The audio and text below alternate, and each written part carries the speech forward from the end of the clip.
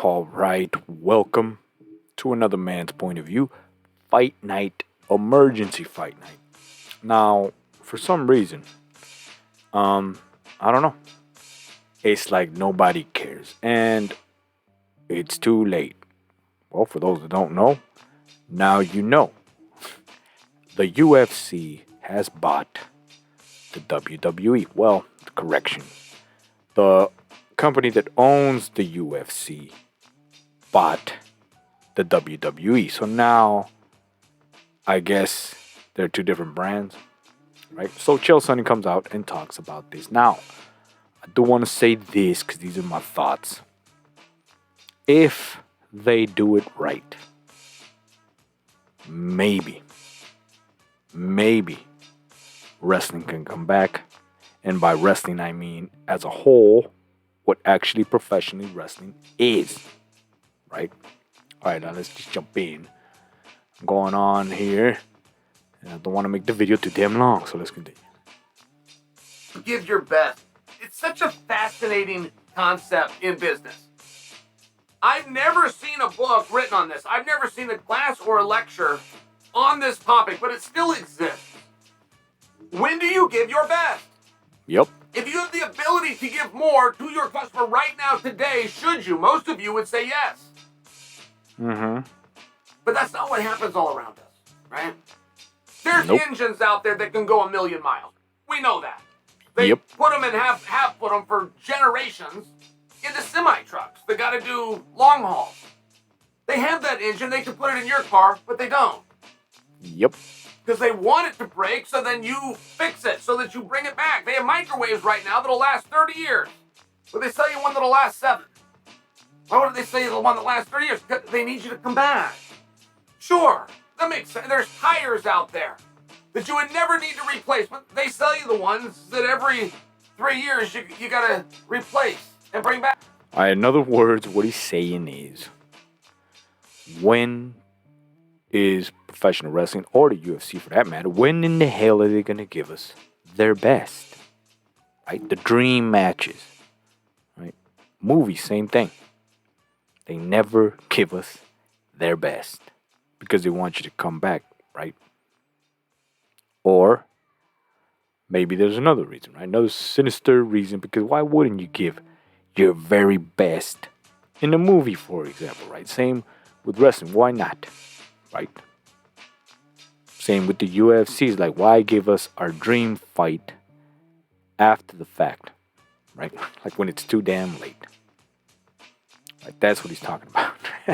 And he'll tie it in. So let's see. I watch Usain Bolt in the Olympics get a lead, look over his shoulder, and then slow down. But he slowed down. But what does how fast he can get from here to there have to do with the guy behind him? Well, he doesn't want to give him his best. He's not going to give him his best. He's going to give him the best. There's a difference. And of course, we're going to get a damn commercial. Luxury exemplified. Speaking of cars, Electrified. With Apple. skip that. Difference. There's a complete difference in being the best and giving your best. So how do you know when to pull it? Look. Now, this is very important because it pertains to everything that I talk about. Being the best and giving your best is completely different. Now, here's the beauty of it, which is why I love this topic. Right? I love it. There is no book. There ain't none of that. Just like Uncle Chael here said. Right? This is what I love about it. You only give your best, right, when it's out of necessity. Now, let me repeat that. When someone comes along or something comes along and requires you to give your very best, that is the only way you'll give your best, right? Because you can be the best, but you may be the best within, right, a group of dumbasses, which means you're the best out of technicality because the bar is so damn low. And that's what's happening today. 2023, literally in everything. Right? The people that run their mouths saying that they're the best, we clearly know and see that they're not. Right? They just ain't. And we know this, right? And the same thing with relationships. Same damn thing. You don't give your best, right?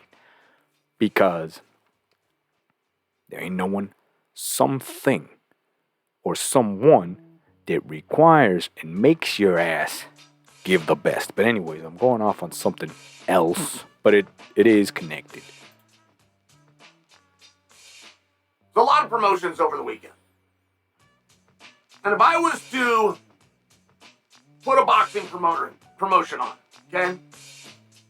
And I get sat down, I've got the venue, I got the main event, I got budget, I got all the players, I got the commission, I get this thing signed off, and I'm gonna go for it, right? I got these 5 matches and I'm happy. But somebody in that same room with me says, okay, now let's take everything you did and let's double it. You had 5 matches, let's do 10. And then you get somebody else in the room that says, okay, well now that we're at 10 matches, let's just add 3, let's make it 13 matches.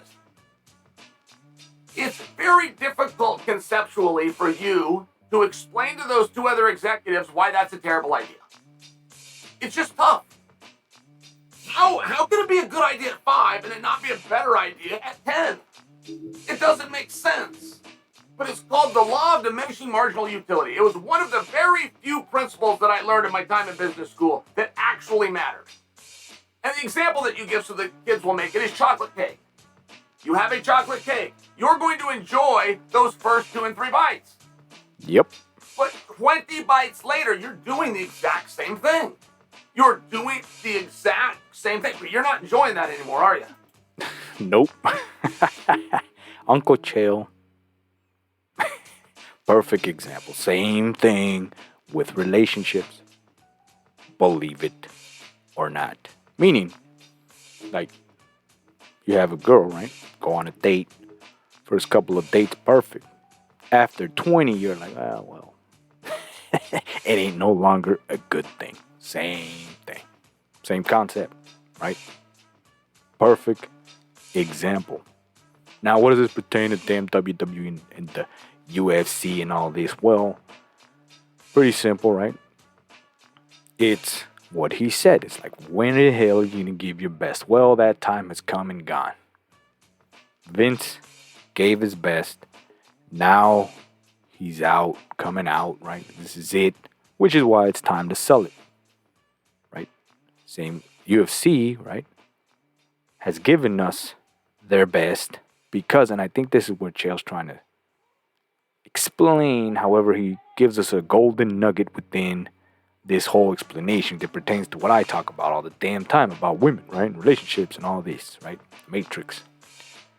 But I want to simplify what he's trying to say is that the UFC had competition, and I know some people don't like it, but yes, it was professional wrestling. Now, the WWE, however, had no competition because it wasn't competing against anybody because it was at the top. UFC was competing with wrestling, but didn't know what it is, right? WWE didn't know what it is either at this point, and now they've been bought by the same company, right? Which means they ain't no longer gonna compete with each other. That's the point. If you didn't get the best before, you sure in hell ain't gonna get the best now. So, it could go either way, right? Meaning, wrestling could truly die for good this time, right? Or, it can be a gateway if they do it right for the UFC fighters to finally become not professional wrestlers, but stars. That's right. You don't believe me, huh? You don't think there's a difference? There is a difference. But anyways, I went off. Now, forget about that for now. I want you to hear this nugget. Golden nugget. You don't want to take another bite. What? It's the same thing that you couldn't wait to take a bite. It's the exact same thing. Do you see the difference? Do you see where too much of a good thing is not a good thing? And you start to run into that balance. I mean, I watched this Crush thriller. I watched Triller put out a product that sent a demographic back 20 years. It was awful.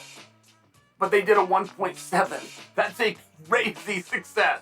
If you're in the world of pay-per-view and you can hit 1 million, you are now breathing very, very rare air. You will be looked at by other content creators as a king.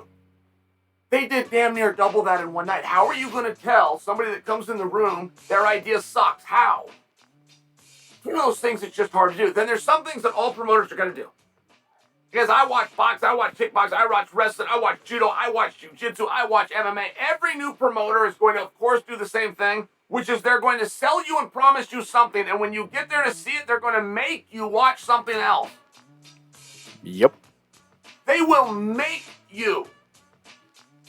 I tuned in. It was called Beat the Streets. My buddy's putting it on. I donate to it because I care. Oh, by the way, I want to see Jordan Burroughs and Kyle Snyder wrestle. Next thing I know, I'm watching a kids' marching band. First off, the thing starts late. And second off, I'm watching a kids' marching band for 8 minutes. Why did I watch that marching band? But everybody will do this. Yeah. Every promoter will make, they'll bring in a halftime show without a halftime. You're going to have to see the such and such club out there doing splits and tumbles. You just can't get around it. Now, over the course of the weekend, one of the more fascinating things that I have observed took place, which is Endeavor, the parent company to the UFC, acquired World Wrestling Entertainment. Of course. Watching the video game. To watch that entire thing unfold was quite incredible. And I used to know more about the WWE. I got out on the WWE. I got out at $33. I got in at $8, so I thought I got out at $33. They went all the way to $99. So before you think I'm a smart guy. But that also sends me back a number of years. But I thought, along the way, WME represented Vince and company, and I thought Vince left WME for CAA. I believe it's at CAA right now, but it was WME that stepped in and bought the deal. I'm close on that. I'm close somewhere with how all of the politics here work. But when this was absorbed, you have two vastly different products, right?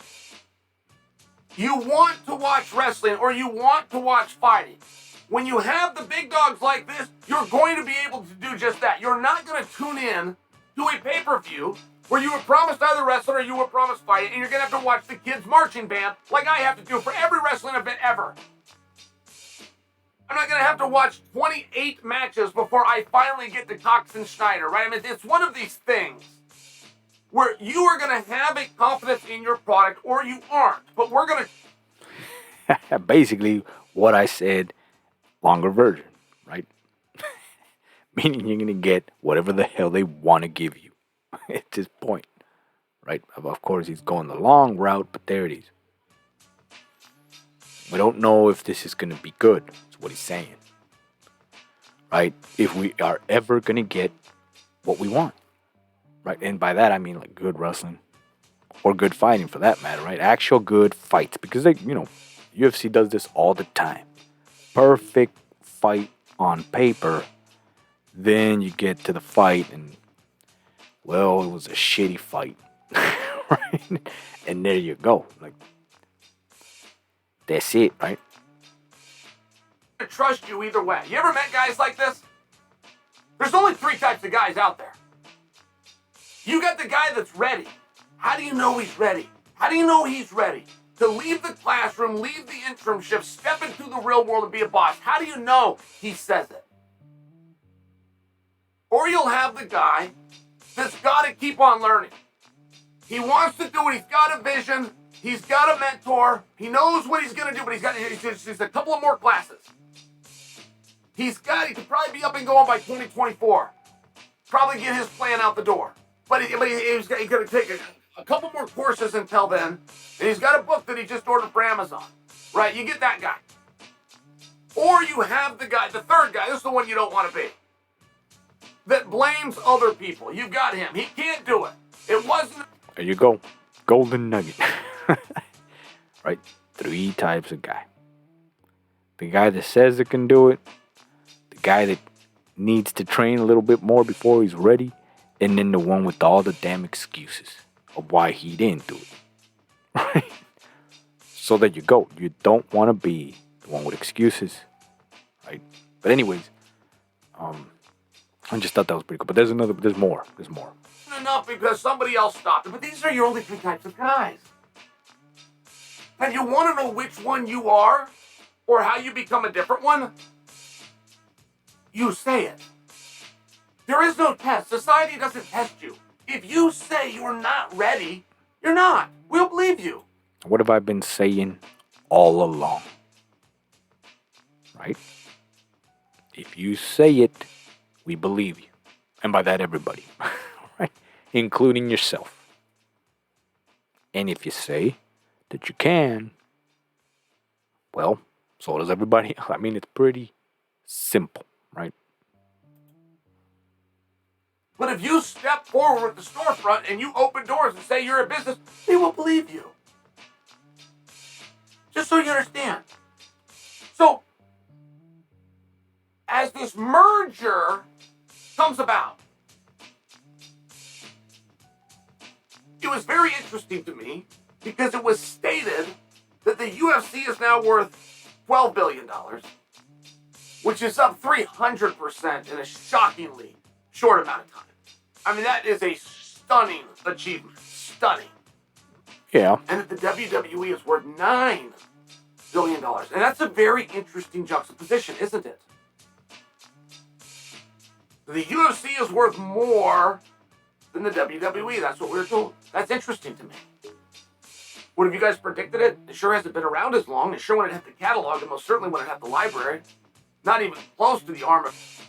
I could have predicted it. But the only reason is because of this, right? Because just as Dana is literally the UFC, and without Dana, you don't got a UFC, and without the UFC, you don't got a Dana, Vince McMahon is the same as the WWE, and, well, like I said, he's on his way out. Which is why he sold it. Which is why it's worth less. Because just like when Disney was sold, well, actually, not Star Wars was sold to Disney, right? Same thing. Everybody thought it was the greatest, right? Fucking acquiring in film history. And it was, but they didn't give us their best, did they? They gave us their worst. Right? They gave us their best damn attempt at destroying the damn franchise, and they pulled it off. That's for sure. Right? And that's what we always get, and that's the point, right? That's the point. But anyways, before I go off on a rant, let's continue. Merchandising. I mean, to the point of merchandising where it's almost non-existent versus an absolute juggernaut. Does it surprise you? Over the weekend, the WWE sold 144,000 tickets. 72,000. And they did a 2-night event. Everybody told Vince a year ago you can't do it. Everybody told him that. Roger Goodell weighed in on it and said you can't go back to back. Even if it's a Super Bowl, you can't do 2 nights in a row. It was supposed to flop, and if I was to be fair, I didn't think he could do it. I thought it was a bad idea. But on Saturday, he sold out 72,000 seats in an arena where there's 50,000 people that can't see what's going on. And the next night, they or like-minded people all came back. Same price. That's fascinating. Not to mention you can't see, and I'm saying that from personal experience. $69. This US Special Forces device turns men into beasts. It emulates 54,000. Well, Jack Hager invited me to the WWE. I filled a motorhome up. I got the Roberts boys. I got FRB. I'm trying to think. Pate. We drive all the way up there. Thinking, we go to Will Call, thinking we're going to have great seats. The guy that was just the champion invited us, the guy that's on the car. We were up the top. There was 2 rows left. The only person that had worse seats than us, and it was only by 1, was Daniel Cormier. I'm in the second to the worst row from the top, where I can turn around and touch the wall, the top. but Daniel was at the top. And he also got hooked up by one. It was Seth Rollins hooked him up. So these wrestlers, when they give you garbage, but it doesn't work that way. If I go to Dana for some seats to make me look good, he's putting somebody that's going to make me look good. I share that with you just to be funny. And there it is. There's the detail. Now I know I'm talking mumbo jumbo and long ass video, and you probably don't give a rat's ass, but you should. Here's the difference. Right? Vince McMahon, perhaps the greatest promoter of all time. Right? Not because he is, but because he believed it. He still does. He still does. Well, the point is this. Right? Big difference. When Dana invites people, right, he puts them right square in the front row because he thinks like not a true promoter. He don't think he's the best promoter in the world. Why? Because just like the example that I'm about to explain, when you put right in the front whoever, you just put them in front of your promotion. Meaning you're using them to promote your shit. The difference between him and Vince, well, here you go. Vince puts their ass at the very back, right? The cheap seats. Meaning he put his promotion in front of them. That's why he's the greatest promoter of all time. You see the difference? Do you see the difference? Vince don't need no damn promoting. He promotes himself. Which is what I'm trying to tell all of you men out there, right? Believe it or not, it is connected, right? It really is. It's connected to relationship, to chess playing, all the shit I've been talking about. It's all connected. It's why I know why I know. It's why I tell you what I'm telling you. You see the difference, right? They end up putting the people in the front, putting them in front of his promotion. Vince puts them in the back, putting his promotion in front of them. Do you see the difference? You should, because that's what matters. But anyways, let's continue. But it really is remarkable. You can't see a damn thing. Not only can you not see the action, you can't even see the movie screens. It's so far out. And they still did 72,000 people. And then the next night they did another 72,000 people back when I did it. Right, these were comped to me, but I'd gone to a WrestleMania before. It was when Brock Lesnar took on Kurt Angle. It was at Safeco. This is when Lesnar hits the moonsault and basically breaks his neck. I was so high up, and I paid $80. $80, and I couldn't see the action. Couldn't see a damn thing. I'm just sharing for you. In today's time frame, without even looking, I would imagine we're very safe saying every seat was $100. I mean, let's just say that would be the minimum, the cheapest. I'm sure you went all the way to $1,000. Let's just say they're $100. $100 times 144,000. That's remarkable. For a product that lives in the pay-per-view space, has a meaningful placement on Mondays, comes back again for another product known as SmackDown later in the week for another 2 hours. That's 5 hours of content with a pay-per-view every single month. That is shocking. And that lost out in an evaluation to a company that just started in 2001. It lost out by $3 billion. That is shocking to me. It lost out by the value of the Los Angeles Lakers. You could buy both, the Lakers and them, for what the UFC is valued at. That's shocking to me. And that's very fascinating to me. And I heard a comment made. I heard a comment by somebody that I respect. I'll leave their name out. But they said that this merger could be the gateway to fighters being paid more.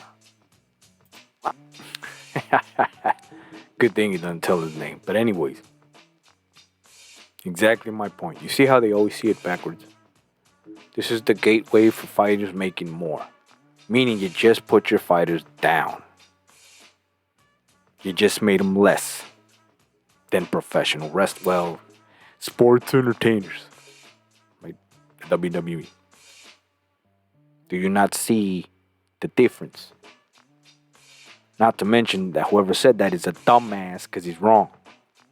The difference between wrestling every single day and fighting once every couple of months. Big ass difference. Which is why, right, they're not stars. You've heard the saying of you're as good as your last fight. Saying you're just as good as your last match. And wrestlers wrestle pretty much all damn year, right? At least they're out there every single, running their mouth, whatever. They're out there. Fighters win championships and disappear.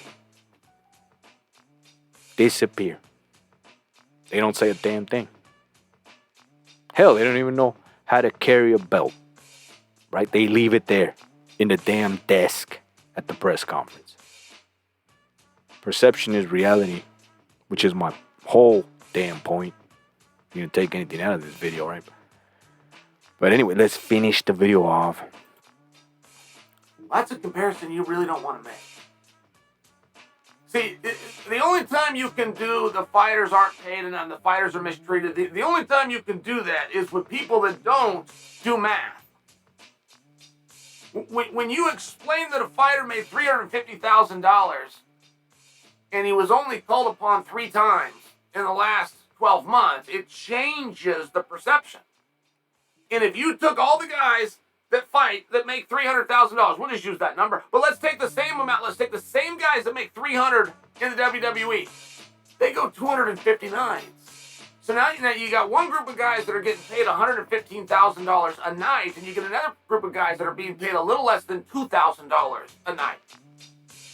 So you can always make those comparisons, and we can always make MMA and the evil empire. We can do that, and we can hit Dana right over the head. Right over the head, as long as we continue to do it with people that don't take the time to do math. And there you go. Now, what have I been saying all along? Mathematics, the matrix, it's all there. I did the math so that you don't have to. Right? Whether you care, well, it's a whole nother damn thing if you care. Right? But there you go. I hope you learned something. Maybe you weren't, maybe you got bored. I don't know. I love this stuff. Well, that's why I'm doing the video. Fight night. Right? WWE was bought not by the UFC, but the company that owns the UFC. So there you go. Now you have the two greatest sports / entertainment / professional wrestling / fighting in the world companies, right? Or promotions, which is what they actually are. Promotions. Will they botch it? Well, I saw an interview with Dana, sadly, and he already botched it. But that's not here or there for now, so there you go. So if you like this video, give me a like, share, subscribe if you're interested. Do you care about professional wrestling? Do you think this is going to muddy the waters? Is this the end of professional wrestling? I think so, maybe. Right? Is the UFC might botch it and they don't know what they have? I don't know. This might be, this is what I would want, right? This is what I would want if I was the head of creative or had a say, right? Well, you now have a springboard of guys, right, that are professional wrestlers that can go into the UFC and fight in the UFC octagon. And same with the UFC fighters that can go in. However, now that I'm saying it, that don't work because it's not the same. You can have professional wrestlers go in the UFC to fight, but for some reason, the UFC fighters cannot go and wrestle because it's not the same thing. Anyways, that's a whole nother video. So I'll see you on the next man's point of view.